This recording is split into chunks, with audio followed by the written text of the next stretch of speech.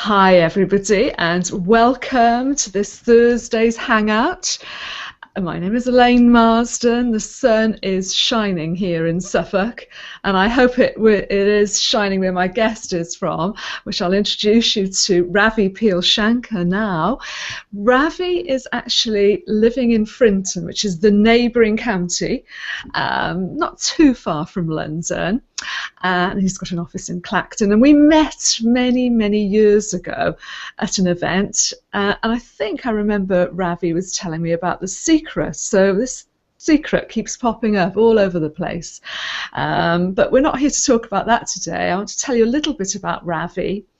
First of all, he works with high-achieving business owners and entrepreneurs to double, triple, and even quadruple their turnover. But more importantly, he's all about helping them to build a business that gives them money and time freedom. And today I know Ravi wants to talk to us about how to attract clients. So Ravi, can I get you on the screen? Hello there. Hello, Elaine. Now, if I missed anything out, it was many years ago. I can't remember how many years ago that we met. Can you? Oh, no, I can't remember. I think early 2000 sometime. Yes, but I must admit, you have been extremely good at keeping in touch. I mean, I talk about these strategies, about regular contact with your clients, but you're an ace champion at that because I get regular emails from you that I always read. They're really interesting. So top marks to you for that. I used to send emails when people didn't have emails. Oh.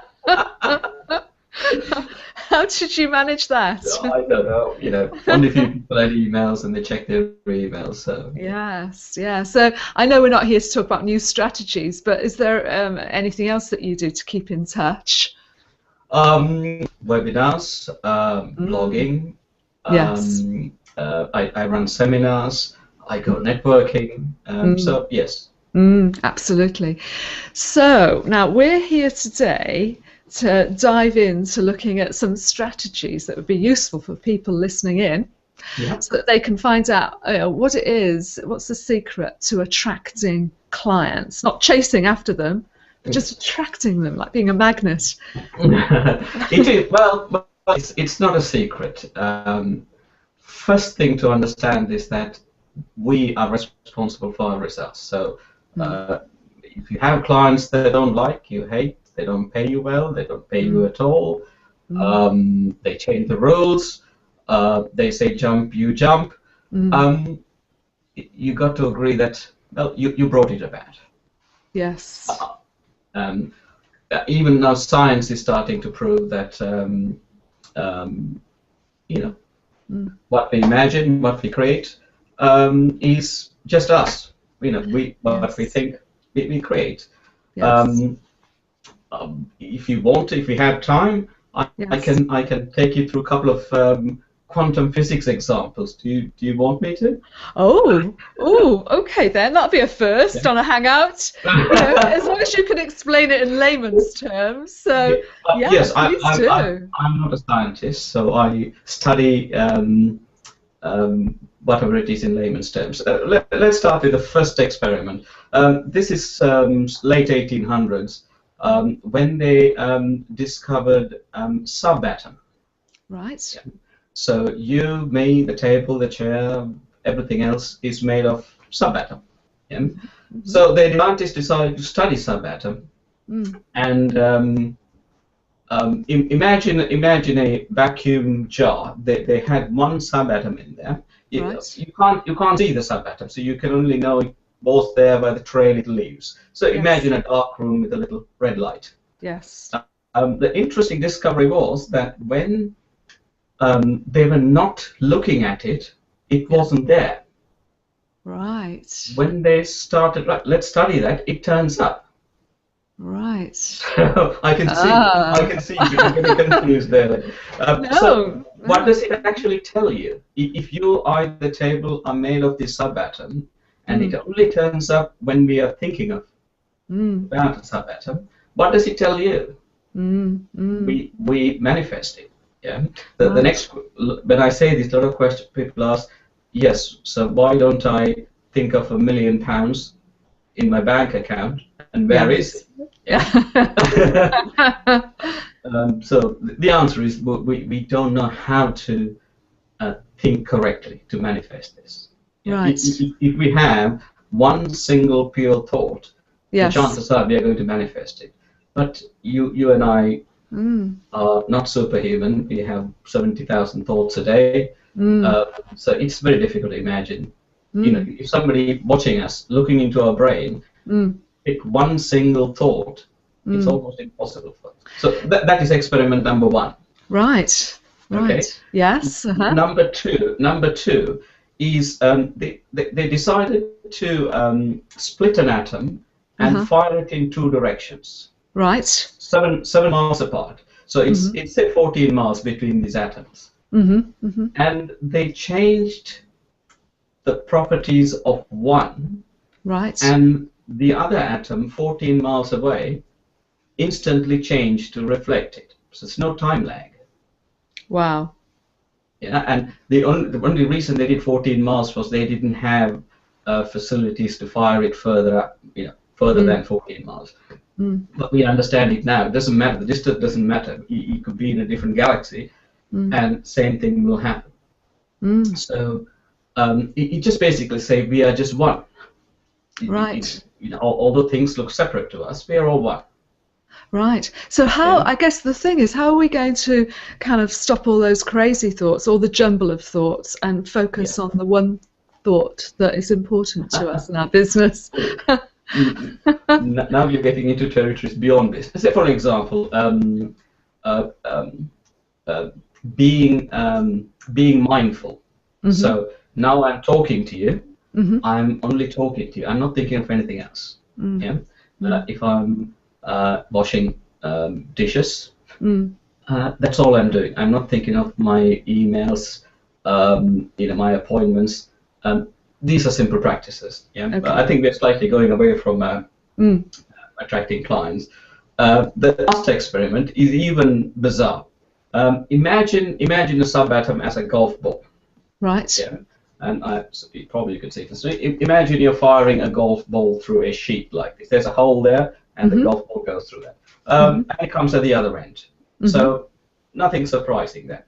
And the scientists, what they did was they decided to have two holes on the sheet and fire the subatom, not through both, just through the middle. Right. But what they discovered was this subatom split into two, went through two holes, came back the other end, and became a single one. Right. So the question is, nobody told the subatom to go through these two holes. Yeah. So how did it go? No, basically, the observer, the scientists knew there were two holes. Yeah. Right. So what he's saying is, the observer can affect the observed. Okay. Yeah. Okay. So if it blows your mind, don't worry. It still blows my mind. Yes. All it says is that our thought, how we think, affects our reality. Yeah. So now we take this into business. Okay. Attracting your ideal client.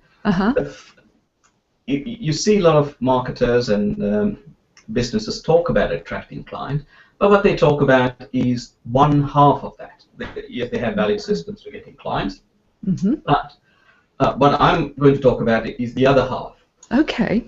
So the first thing you do, so you have a business, you want to attract your ideal clients. So first thing you do is take a sheet of paper, write the qualities of your ideal client. So imagine one person and write the quality. I'm not talking about what turnover, what industry they come from. Yes, you need to do that, but that is not part of this. Okay. For an example, I have in front of my office a wall about 42 qualities I have written down. Yeah, I started with 3 or 4. I've written over 42. But is it 42? Yes. Okay. Simple things. If you want your client to be people you work with to be heart-centered, write it down. If you want them to refer you people all the time, write it down. If you want them to pay you on time, write it down. So you are, so you take your ideal client who you enjoy working with and write down their qualities. Yeah, I'm not saying all my clients have all these 42 qualities, but they most of them applies to them. Yeah. And are you looking at this list? As you're calling and speaking to people, is it very prominent for you? I noticed you looked up, so it's in your office. It's in my office. I look at it every day. Yeah? Brilliant. That is part of the practice. However, this is the easy bit. The second challenge is now you look at that list and see, where am I not reflecting my ideal client? I'll give you an example. If you expect your ideal client to pay you on time, next question is, do I pay my suppliers on time? If I don't, then I shouldn't be expecting my ideal client to pay me on time. Yeah. So what happens is that you are raising your level to match your ideal client. Yeah. You know of tuning forks, don't you? Yes. Yeah. When you start vibrating one, the other vibrates to match that. Okay. Yeah. That is what we are doing here. So you become your ideal client. So if you want, another thing is, if you want your ideal client to pay you top dollar, yeah, ask yourself, am I paying, looking for a cheaper accountant? The process, what it does is, it elevates you to your ideal client's level. Yeah, you can't expect something better and not become that. Yes, it's a similar thing to surrounding yourself by positive people, people at the kind of same level as you that you like to build on, if you like. Yes. So this process makes you better. Right. So you can't expect your ideal client to pay you on time, but you're not paying your suppliers on time. So you have to raise your own bar. And magic will happen. Believe me, I'm the living proof. Magic happens. Yeah. Wow. So this is the starting point. So you have written your ideal client list, and then you are raising yourself to say, right, okay, there are things that I need to change within myself, and I get to that point. Then you got this. Now what happens? Yeah. Now you have to, what I call, you know this term, Elaine, start building a value bridge. Right. Yeah. Okay. The best way to explain that is, imagine all your prospects and clients in an island. Okay. Yeah. They have no way of leaving the island. Yeah. The only way people who are selling to them, they need to get in their boats and get to this island to go and sell their stuff. Yeah. So these your prospects and clients have no way of telling which one is better, because they have a big choice. Every Tuesday, hundreds of sellers turn up at this island. I love the metaphor. Pitching at them. The only way they can make a decision is price. Whoever the cheapest one, I go with you. So one day, say one of these sellers, let it be you, Elaine. Elaine decides, this is no good. I'm working very hard. My prices are coming down. I'm not making any money. Yeah. And then you started thinking deeply and decide, well, if the prospects really, really, really know what I'm about, there's a better chance of me getting better clients who pay me what I'm worth. And then you're asking yourself, how do I do this? Yeah? So you have done your ideal client list. You're matching your ideal client list. Now you start building a bridge from that island to your island. Okay. Now this is what I call the value bridge. Now what happens at the bridge is that some brave clients are curious now. They started stepping into the bridge. Yeah. Now you've got to give them enough incentive to step into the bridge. Okay. So in Elaine's world, Elaine may be giving a sort of a free Google Hangout interview or a free report, whatever that makes the client really interested to step onto the value bridge. Yeah. And now, when the prospect starts walking towards you, the value bridge is where you nurture, you inform, you educate your prospect. So they are still reluctant, but they are step by step getting to you. By the time they get to you, they know you, they know your business, they know how you work, they know what type of value bridge is where you are not. It's an opportunity to demonstrate your expertise, not just to claim it. Yeah.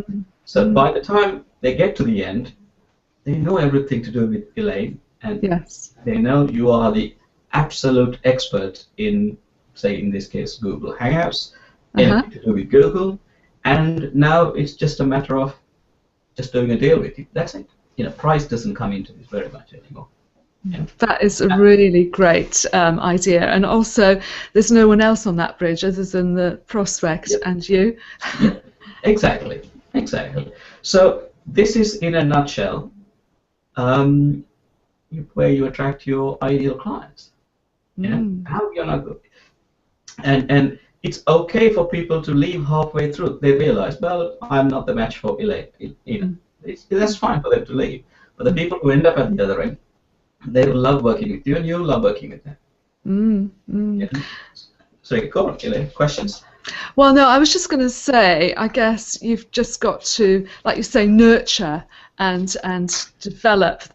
Offer them lots of things along the way. Yeah.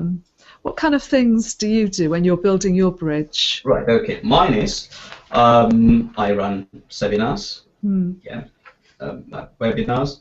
I do blogs. I have about 400 blogs, so I have a lot of people coming and reading my blogs. I email 3 times a week. Okay. I'll explain that as well. I email 3 times a week, and one of the things as a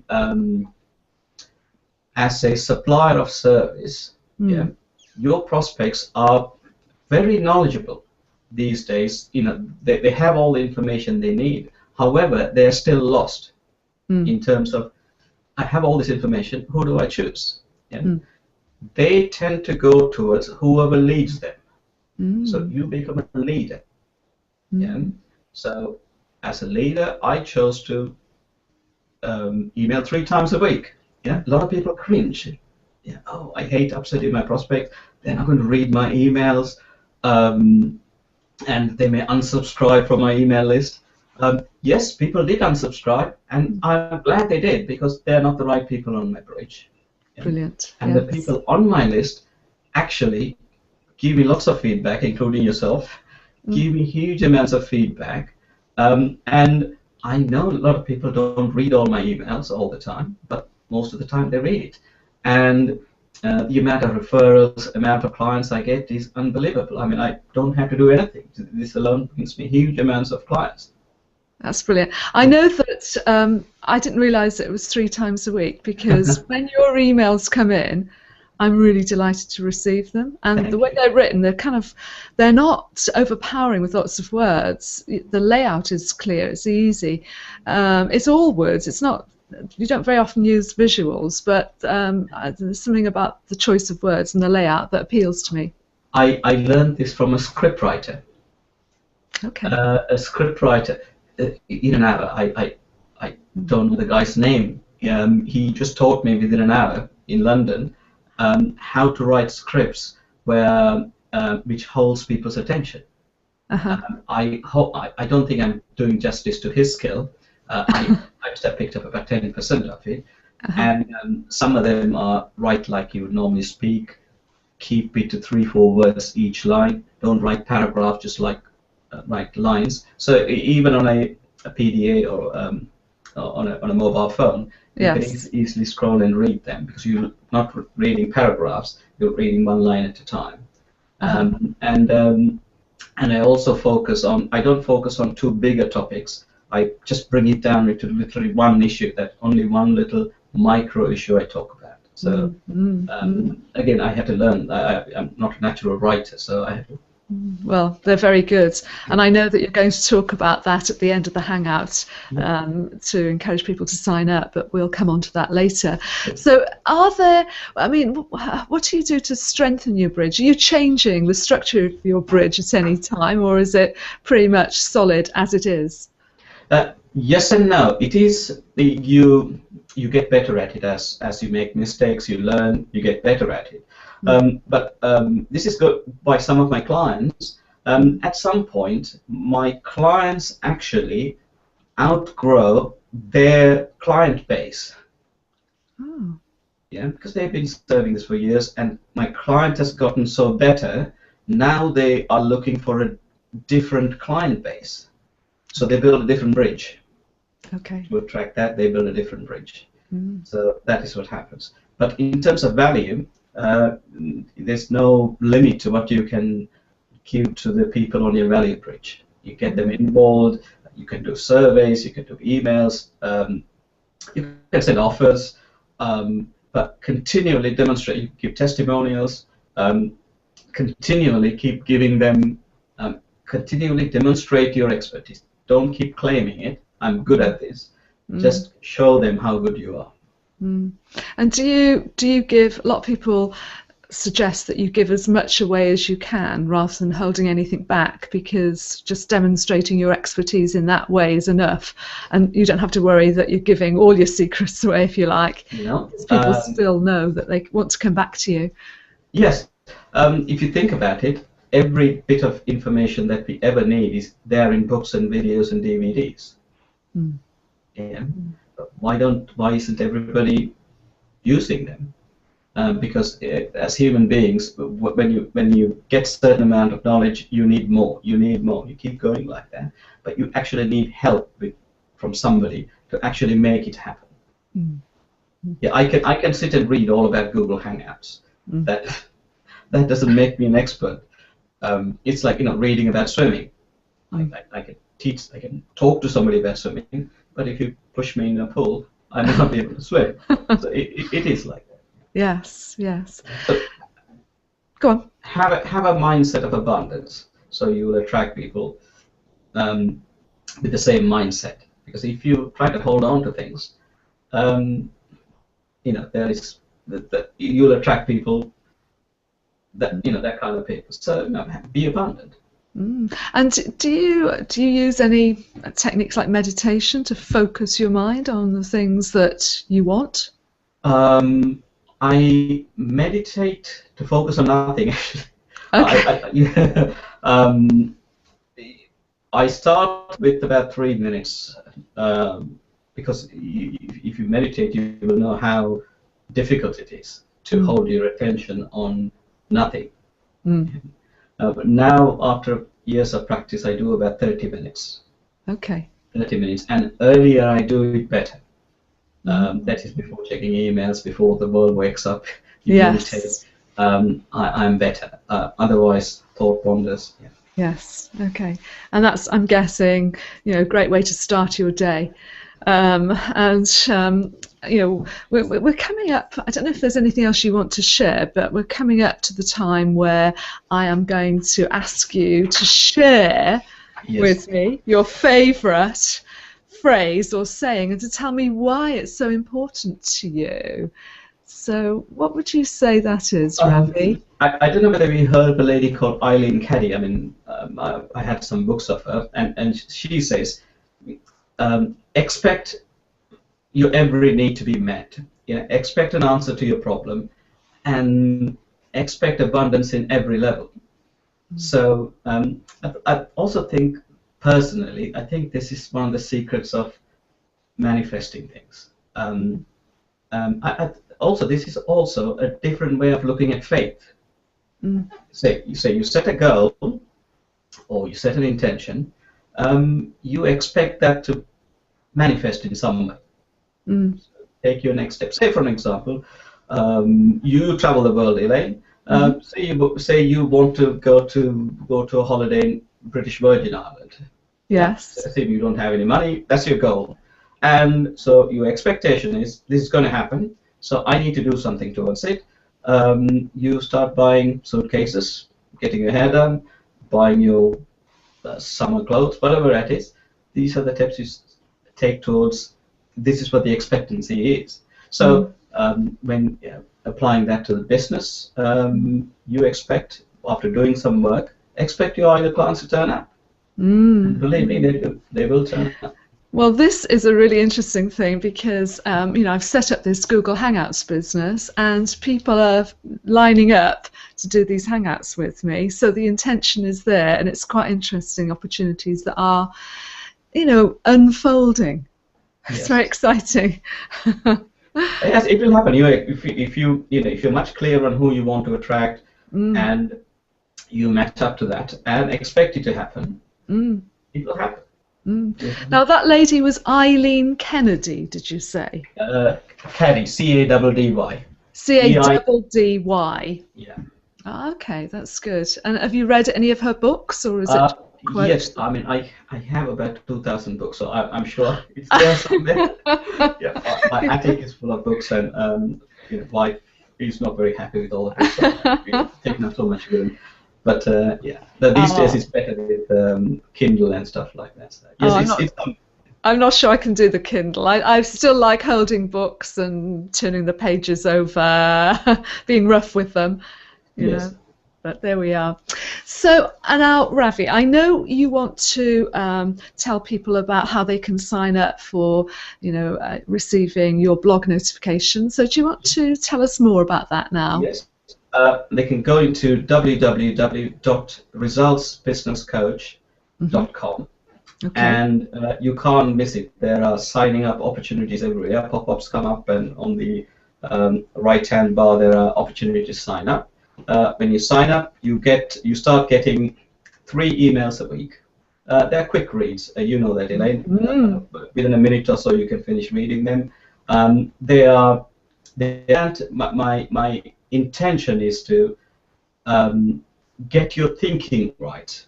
All the others, how to, they're available everywhere. But I want to prize open your.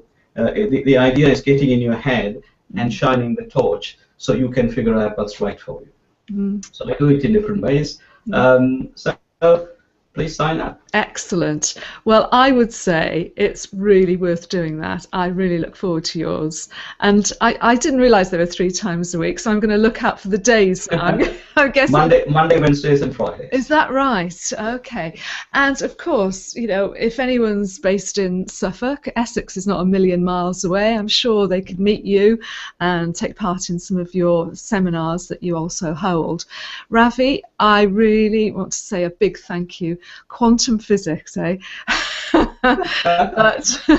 but it's an interesting topic, and there's so much untapped potential there. But just the simple things about being clear about who you want to attract, get your list of qualities up there on your notice board and focus on that and manifest, and that will come back for you. So thanks again. Sorry, go on. What were you going to say? If anyone wants my ideal client list, once they subscribe to my newsletter, just drop me an email. I'll email them my ideal client list. Not a problem. Fantastic. And who knows, there may be 1 or 2 ideal clients for you out there watching this recording. Well, look, Ravi, till next time, thanks ever so much. It's been a great pleasure. Thank you. Pleasure. Bye. Thank you. Bye-bye.